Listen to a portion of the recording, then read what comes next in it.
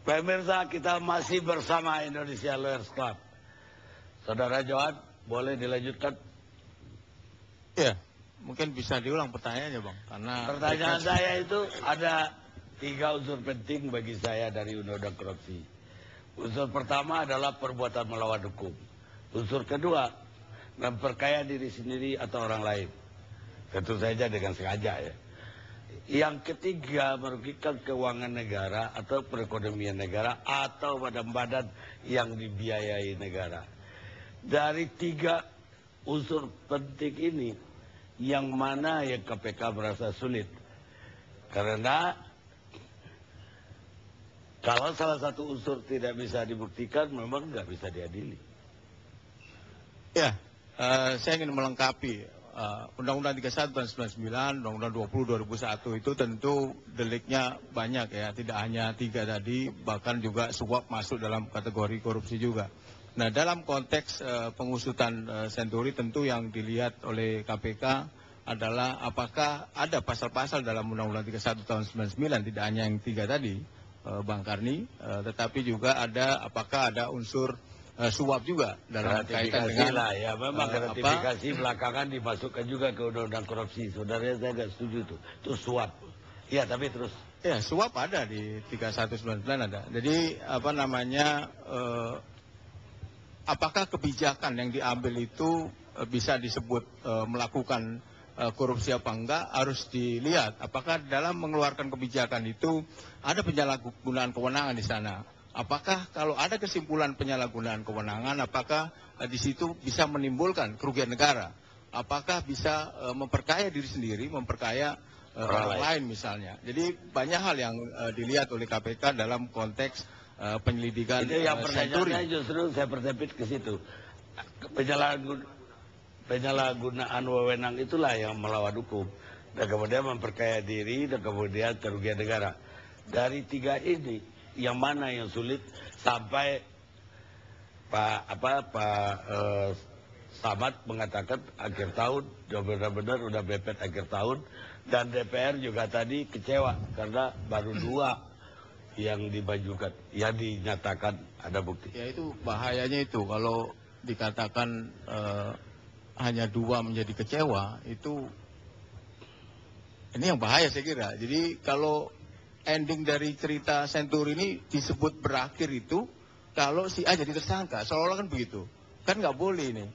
Penegakan hukum kan nggak boleh begitu. Tetapi sejauh mana pengembangan yang sekarang dilakukan oleh KPK itu mengarah kepada siapa? Siapapun dia. Asal KPK menemukan bukti-bukti bahwa orang itu terlibat secara legal formalnya. Jadi yang ingin saya sampaikan Bang Karni bahwa KPK melakukan tadi pertanyaannya kenapa lama, saya perlu jelaskan bahwa ada hal baru dalam kepemimpinan periode ketiga ini. Jadi tidak benar tadi ada statement bahwa ini perlu kepemimpinan periode kedua dipertanyakan. Saya kira tidak ada yang perlu dipertanyakan periode kedua. Ketiga ini ada hal yang baru. Ada audit investigatif yang dilakukan oleh BPK, audit forensik yang dilakukan oleh BPK. Data itu baru buat KPK dalam kaitan dengan pendidikan Senturi ini.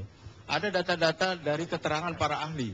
Itu kita lakukan pada periode kepemimpinan yang ketiga ini. Sehingga dari rangkaian kegiatan pemeriksaan, rangkaian kegiatan kita memperoleh informasi dan data itulah, kemudian Senin pekan yang lalu itu KPK melakukan gelar perkara. Dan gelar perkara saya kira tidak diputuskan oleh satu pimpinan ya, tetapi oleh semua pimpinan memutuskan itu. Bahwa ada beda pendapat, saya kira itu adalah hal yang wajar ya. Tapi ketika keputusan ini keluar bahwa Senturi naik ke proses penyidikan, itu adalah keputusan bersama. Saya kira itu.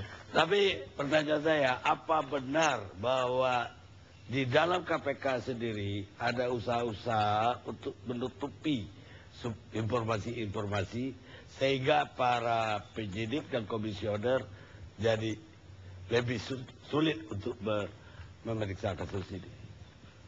Kalau dari internal KPK saya kira tidak ada. Tapi memang ada beberapa pihak ya. Salah satu pihak itu yang keterangannya menurut KPK sangat penting, itu belum bisa kita peroleh waktu itu. Kemudian kita upayakan satu pihak ini karena kondisinya sakit, dan itu Itu kan juga pihak luar. Ya, pihak luar. Pihak Tapi kalau dalam, di maksud dalam saya. saya kira tidak ada Saya bahwa mendapat informasi begitu. dinamika terjadi di dalam, ada perbedaan pendapat. Saya kira tidak hanya di KPK ada perbedaan pendapat, di DPR pun saya kira ada perbedaan pendapat, di TV One pun juga memutuskan keputusan redaksi ada perbedaan pendapat. Berbeda Jadi sama pendapat aja. itu hal yang wajar, apalagi di DPR memang 1000 bunga boleh berkembang ya. Tapi kalau menutupi informasi itu persoalan lain. Saya kira tidak ada. Jadi perbedaan pendapat itu ada di KPK. Tapi ketika gelar perkara, perbedaan pendapat itu dikemukakan. Disitulah di-challenge bukti-bukti yang ada dari penyidik, penyelidik, kemudian diadu di situ argumentasinya.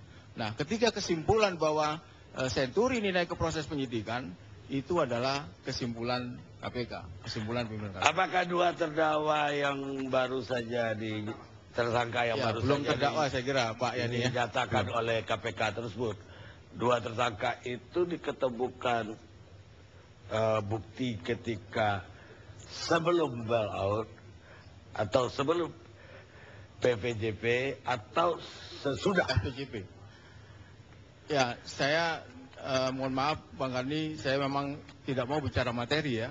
Ya, jadi yang saya sampaikan selalu humas itu, karena tidak di feeding, humas itu materi detail mengenai Senturi atau kasus-kasus yang lain. Tapi yang perlu saya sampaikan adalah proses tadi.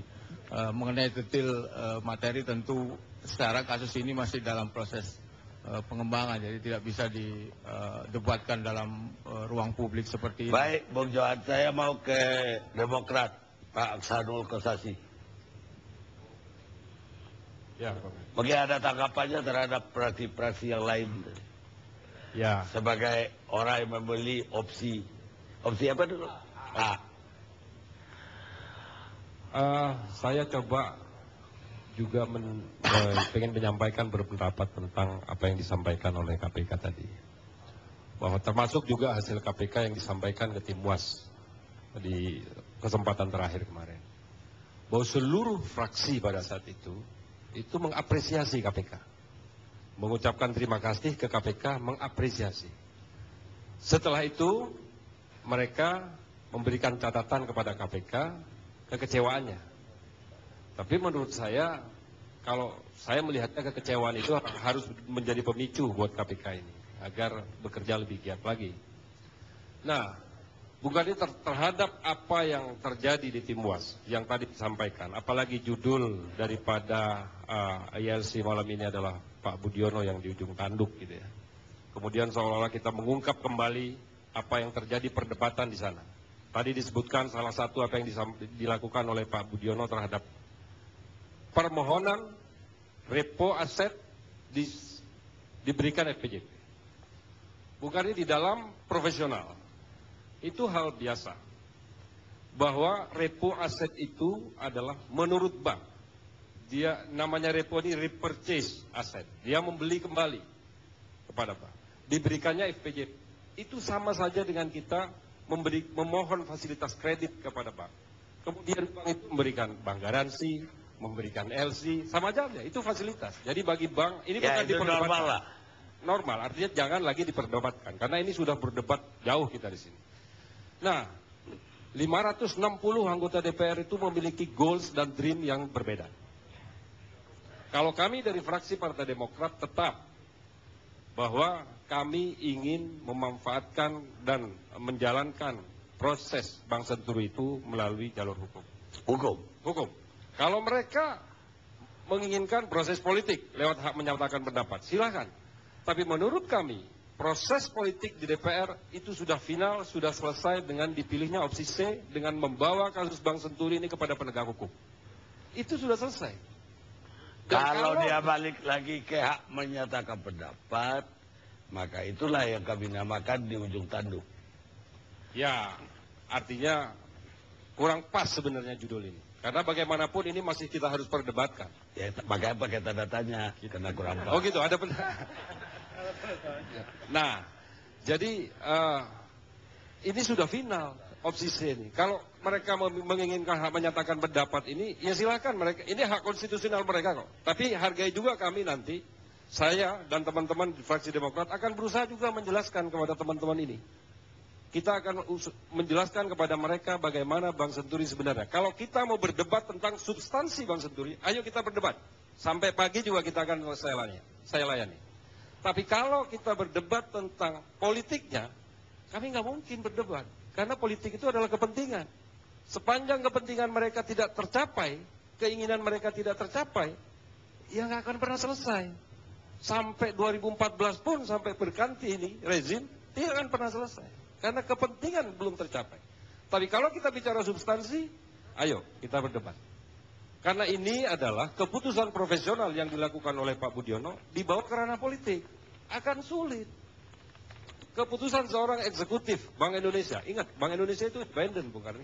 Tidak ada satupun orang yang bisa mengintervensi Bank Indonesia. Nggak ada. Dan Bank Indonesia itu punya hak untuk merubah aturan yang dia buat. Dia punya hak.